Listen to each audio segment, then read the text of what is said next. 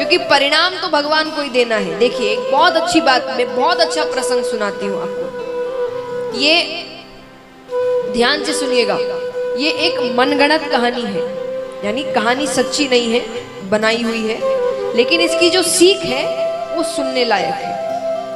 एक बार एक छोटा सा 30 साल के आसपास का युवक सुबह सुबह उठता है। उठते ही उसके सामने यमराज खड़े हैं। कौन खड़ा है? यमराज, यानी उसका अंत समय आ गया। अब इतनी सी उम्र है, बौखला उठा, ऐसे कैसे अंत समय आ गया, ऐसे कैसे मैं मर सकता हूँ, अभी मुझे कितना कुछ करना है, मेरी पत्नी है, मेरे माता पिता को कुछ भी नहीं पता क्या कहाँ रखा है, क्या काम करना है। यमराज ने कहा मुझे नहीं पता, तुम्हारा अंत समय आ गया, आज की जो लिस्ट निकली है उसमें पहला नाम तुम्हारा है। देखिए इसलिए काम मनगढ़ंत है क्योंकि आप यमराज से इतनी बातें नहीं कर सकते, वो आएंगे और लेकर चले जाएंगे। तो यमराज ने कहा कि भाई लिस्ट के हिसाब से चलना पड़ता है।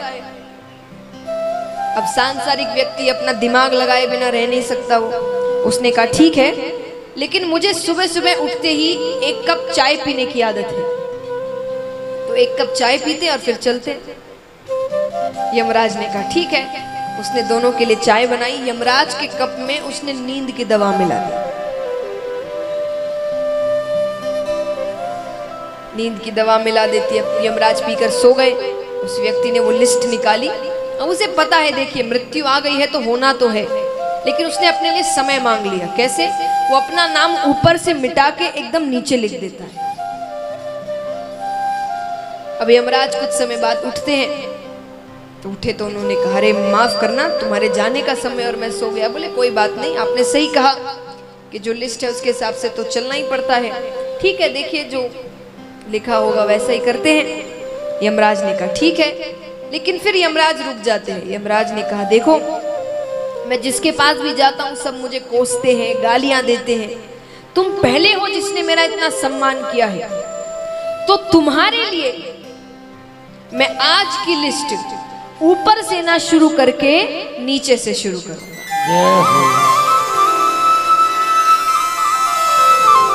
अब ये कहानी थी, अब सीख सुनिए। अब वो व्यक्ति ऊपर जाता है, मृत्यु हो गई, भगवान के सामने जाता है, तो भगवान उससे कहते हैं कि तू करता वही है जो तू चाहता है, कि तू करता वही है जो तू चाहता है, पर होता वही है जो मैं चाहता हूं। कि तू करता वही है जो तू चाहता है, पर होता वही है जो मैं चाहता हूं। तो तू कर वही जो मैं चाहता हूं, फिर होगा वही जो तू चाहता है।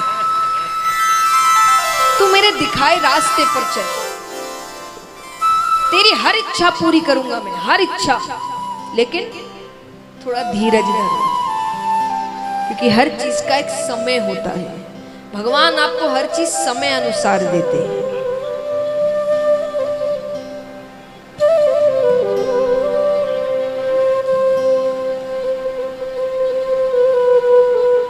तो महाराज भगवान हर चीज समय अनुसार देते हैं, तो इसीलिए भगवान पर भरोसा रखिए, सही रास्ते पर चलिए, हमारी हर इच्छा पूरी हो। उनको सब बताइए क्या चाहिए आपको और अपना काम करते रहिए, मेहनत करते रहिए, वो हर चीज अपने आप आपके रास्ते में डालते रहे। तो महाराज अच्छे कर्म करिए, जितना कर सके अच्छे कार्य करिए। यहाँ पर जरासंध की कथा आती है। जरासंध कौन थे? कल मैंने बताया कंस के ससुर, बहुत पापी राजा, भयंकर पापी राजा, बहुत गलत कार्य करते थे। लेकिन इतना गलत करने के बाद भी, इतने पाप करने के बाद भी उनके पापों का घड़ा नहीं भर रहा था।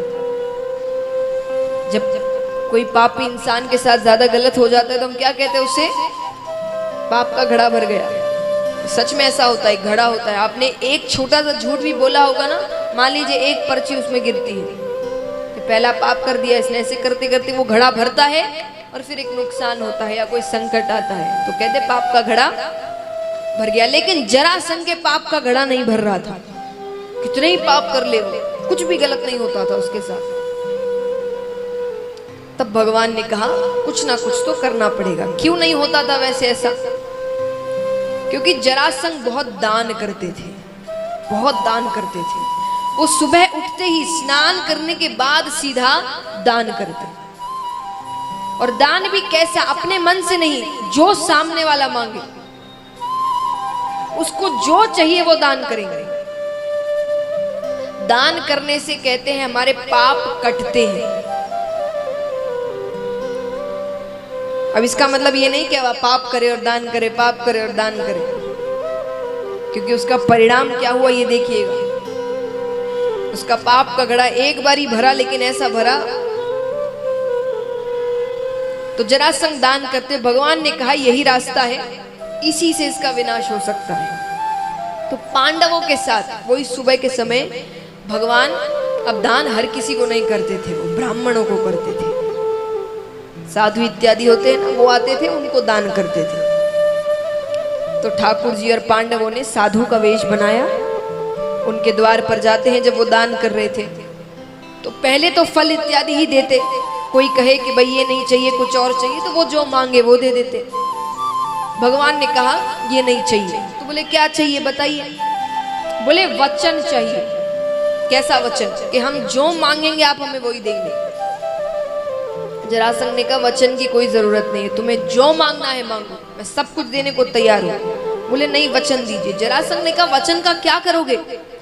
अरे तुम मुझसे से ज्यादा क्या मांगोगे? मेरा राज्य।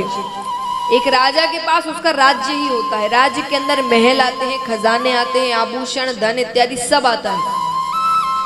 अब मान लीजिए कोई व्यक्ति है जिसकी पूरी कमाई, जितनी जायदाद है, धन दौलत सब कुछ लेकर 10 करोड़ रुपए होते हैं। तो आप उस व्यक्ति से ज्यादा कितना मांग सकते हैं? 10 करोड़, 12-13 करोड़ मांगे, उसके खुद के पास नहीं है। तो राजा ने कहा तुम मुझसे ज्यादा क्या मांगोगे? मेरा राज्य दे दूंगा, पूरा का पूरा राज्य दे दूंगा। इसीलिए नहीं कि वो दयालु है। उन्होंने कहा लेकिन मुझे अपनी शक्ति पर इतना भरोसा है कि सुबह तुम्हें राज्य देकर शाम को युद्ध कर कर वापस ले लूं। क्योंकि दान वो सिर्फ सुबह करते थे। अब वो अपनी शक्ति की प्रशंसा कर रहे हैं कि वो कितने बलवान है, ये है वो है। अर्जुन को बात अच्छी नहीं लग रही, तो अर्जुन ने गुस्से में आकर कहा कि जितना कहा जाए उतना ही करो। अब ये मैंने हाथ उठाकर नहीं कहा, ऐसे अर्जुन ने कहा था। अर्जुन ने कहा कि जितना कहा जाए उतना ही करो। अब हाथ उठाया तो सबसे पहली नजर जरासंध की अर्जुन के अंगूठे पर जाती। 4 वर्ण होते हैं, भगवान ने ये 4 ही वर्ण बनाए हैं, बाकी सब कुछ हमने बनाया है। 4 वर्ण होते हैं, ब्राह्मण, क्षत्रिय, वैश्य, शूद्र। पहले के समय की बात है, पहले ये 4 वर्ण जो थे ये सब अपने अपने काम करते थे।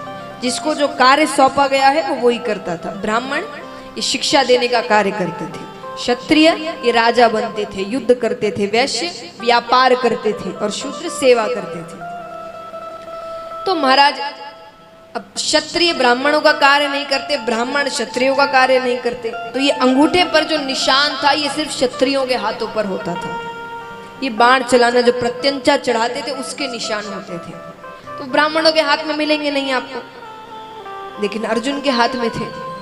जरासंध समझ गए तुम ब्राह्मण तो नहीं हो, तुम क्षत्रिय हो, तुमने ब्राह्मणों का रूप लिया है। जो भी हो तुरंत सामने आ जाओ, क्योंकि मुझे पता चल गया ना फिर बहुत बुरा होगा। भगवान कहते हैं पकड़े गए हैं, सामने आ जाते हैं, सब अपने अपने असल रूप में आते हैं। जरासंध कहते हैं कृष्ण क्या काम है तुम्हें? भगवान कहते हैं हमें युद्ध करना है। तो बोले यही वचन मांगने आए थे तुम? बोले हाँ। तो बोले सीधे सीधे नहीं आ सकते थे, मैं डर जाता तुमसे। पर क्या करे, तुम्हें कोई काम सीधा करने की आदत जो नहीं है, तुमने कभी कोई काम सीधा नहीं किया। जरासंध कहते हैं कहां जन्म लिया तुमने? भगवान ने जन्म कहां लिया था? जेल में। ये कोई जन्म लेने की जगह है? भगवान बने फिरते हो, कि तुम भगवान का अवतार हो। अरे कुछ भी लीला करते, तुम्हारे बगल में तो महल था, कुछ भी लीला करते कि देवकी माता को कुछ देर के लिए महल आना पड़ता, महल में जन्म ले लेते, पर तुमने जेल के अंदर जन्म लिया। कब लिया? मध्य रात्रि। अरे थोड़ी देर और रुक जाते, सुबह हो जाती, सबकी नींद खराब करी। थोड़ी देर क्यों कहा? क्योंकि पहले के समय सुबह का अर्थ होता 3:30-4 बजे, सब उठ जाया करते थे। आज के समय की सुबह नहीं। भगवान ने मध्य रात्रि में जन्म लिया, तो इसलिए उन्होंने कहा कि थोड़ी देर और कुछ घंटे रुक जाते, सुबह हो जाती। सबकी रात में नींद खराब करी तुमने। खड़े टेढ़े होते हो, बंसी टेढ़ी रखते हो, मुकुट टेढ़ा रखते हो, नाम ऐसा रखा है जिसको कहने में जीभ को टेढ़ा करना पड़े, काम टेढ़े करते हो। अर्जुन ने कहा इसीलिए कहते हैं टेढ़े आदमी के साथ नहीं लगना चाहिए। भगवान कहते मेरी तारीफ हो गई तो युद्ध करे। जरासंध ने कहा तुमसे नहीं करूंगा तो किससे करोगे? भीम से करूंगा, क्योंकि भीम के अलावा मुझे एक भी ऐसा नहीं दिख रहा जो मेरे सामने खड़े रहने लायक है। भगवान कहते अच्छी बात है, ठीक है, मैं तुमसे युद्ध करना भी नहीं चाहता, क्योंकि मैं जिससे युद्ध करता हूं या मैं जिसे मारता हूं वो मेरे धाम जाता है। तुम्हारे जैसे पापी को मैं अपने धाम भेजना नहीं चाहता। तो भीम के साथ युद्ध होता है। अब युद्ध चल रहा है, 27 दिनों तक युद्ध चलता है, क्योंकि सूर्य अस्त के बाद युद्ध नहीं हो रहा। युद्ध भी कौन सा? मल्ल युद्ध, हाथों से। 27वें दिन भगवान ने कहा कल मुझ पर थोड़ा ध्यान रखना, मैं कुछ इशारे करूंगा तुम्हें, क्योंकि ऐसे तो ये नहीं मरने वाला। क्यों नहीं मरने वाला? छोटी सी कथा है। वृहदवीत नामक एक राजा थे जिनकी 2 रानियां थी, एक भी संतान नहीं। कुछ संत उनके राज्य में आते हैं, उनकी बहुत सेवा करते हैं। संतों को पता चलता है कि राजा के कोई संतान नहीं है। अब संतों को नहीं पता कि इसकी 2 रानियां हैं। उन्होंने एक फल दिया कि जाकर अपनी पत्नी को खिला देना। वो घर जाते हैं, पत्नियों से कहा कि फल खा लेना। दोनों ने आधे आधे फल खा लिए। अब दोनों को पुत्र होते हैं आधे आधे, यानी एक ही पुत्र हुआ, लेकिन आधा हिस्सा एक को होता है और आधा हिस्सा एक को, यानी मृत बालक हुए, जीवित नहीं थे वो। रात्रि में होते हैं। राजा ने सोचा अगर ये राज्य प्रजा को पता चल गया, प्रजा डर जाएगी कि हमारा राजा अच्छा नहीं है, इसलिए भगवान ने शायद दंड दिया है, या ये किस पाप का दंड मिला है इनको। राजा डर जाते हैं। तो रात उन्होंने वो 2 हिस्से जंगल में फेंक दिए। जंगल में जरा नामक एक राक्षसी थी, उसने वो 2 हिस्सों को पकड़ा और वो जी जी करके चिल्लाने लगी। जी माने प्राण होते हैं, और जी जी करते करते उसने दोनों हिस्सों को जोड़ दिया।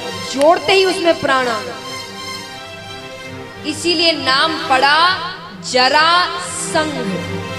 यानी जरा नामक राक्षसी ने 2 हिस्सों का संघ किया तो नाम पड़ा जरासंध। अब इसका अर्थ क्या हुआ कि बीच का हिस्सा कमजोर है, बाकी कहीं भी कुछ भी करो उस व्यक्ति को कुछ भी नहीं होने वाला, किसी चीज का असर नहीं होने वाला, बीच का हिस्सा कमजोर है। तो भगवान ने कहा कल मुझ पे ध्यान रखना, मैं कुछ इशारे करूंगा। ठीक है, युद्ध आरंभ होता है। अब भीम भूल गए कि भगवान की ओर देखना है, शाम होने वाली है। तो भगवान भीम का ध्यान अपने ओर आकर्षित करने के लिए जोर से चिल्ला रहे हैं, अहो भीम, अहो भीम। यानी क्या दाव खेला है, क्या दाव मारा है, क्या पकड़ा है, क्या भीम सोच रही है सारे दाव तो भगवान पहले भी देख चुके हैं, इतनी प्रशंसा। फिर याद आता है अपनी ओर देखने को कहा था मुझे। भीम भगवान की ओर देखते, भगवान ने नीचे से एक टहनी उठाई, उसको बीच से पकड़कर चीर दिया। भीम, अब देखिए हर चीज ना ध्यान से देखना और ध्यान से सुनना। ये जल्दबाजी में जब हम रहते हैं ना, ठीक से सुना नहीं, आधी बात सुनी, काम बिगड़ते हैं। अब भीम ने इतना भगवान को देखा और तुरंत मुंह घुमा लिया। मुंह घुमाते ही जरासंध के पैरों को पकड़ा और दोनों पैरों को पकड़कर चीर दिया। अब चीरते ही वो 2 हिस्से फिर जुड़ गए तो फिर भगवान की ओर देखे। भगवान की आंखें बता रही एक बार में पूरा देख लो ना ढंग से। भगवान ने फिर वो टहनी उठाई, फिर उसे बीच से चीरा और फिर भगवान ने दो विपरीत दिशाओं में फेंके, क्योंकि अब वो दो हिस्से जब भी सामने आएंगे वो अपने आप जुड़ जाएंगे। तो अब भीम ने पैरों को पकड़कर दोनों पैरों को चीरते हुए उस दो हिस्सों को दो विपरीत दिशाओं में फेंक दिया। इस प्रकार जरासंध का वध होता है। अब देखिए, एक बात बताइए, इस कथा से आपको क्या सीख मिलती है? हर कथा में आपको भागवत जी में एक सीख दी जाती है। ये सिर्फ कहानियां सुनाने को नहीं है, सीख समझाने को। इस कथा से क्या सीख मिली बताइए?